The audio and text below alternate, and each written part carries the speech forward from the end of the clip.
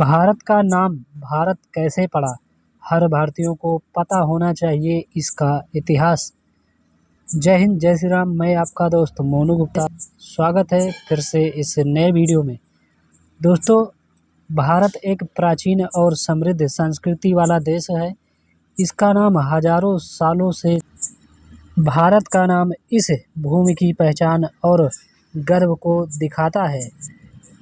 यह नाम हमारी एकता और सांस्कृतिक विरासत का प्रतीक है। क्या आपने कभी सोचा है कि हमारे देश का नाम भारत ही क्यों है?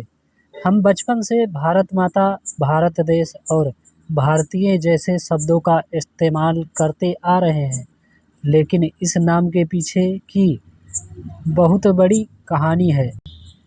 बहुत कम लोगों को पूरी तरह से पता होता है कि क्या इसका कोई ऐतिहासिक आधार है या सिर्फ पौराणिक कथा।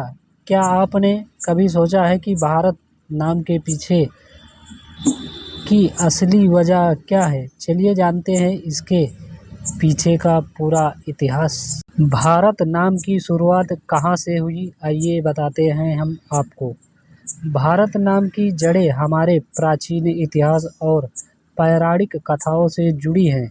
यह नाम राजा दुष्यंत और उनकी पत्नी शकुंतला के पुत्र भरत के नाम पर पड़ा था।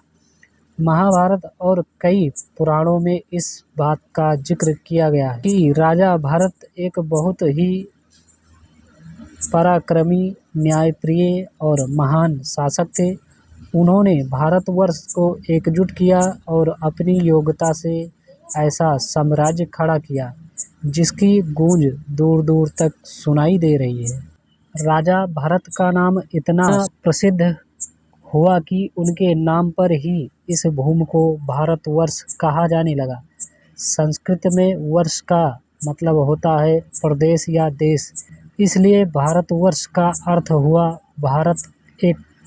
भारत का देश। संविधान में भी दर्ज है नाम। हमारे देश के संविधान में भी इस नाम की पुष्टि की गई है।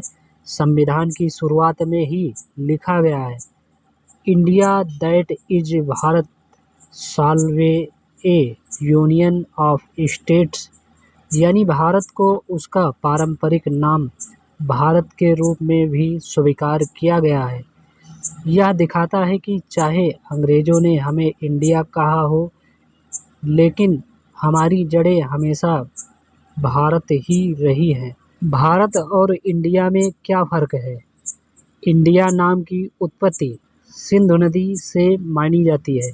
जब विदेशी यात्री भारत आए तो उन्होंने सिंधु नदी के क्षेत्र को देखकर इस भूमि को इंड्स कहा, जो आगे चलकर इंडिया बन गया।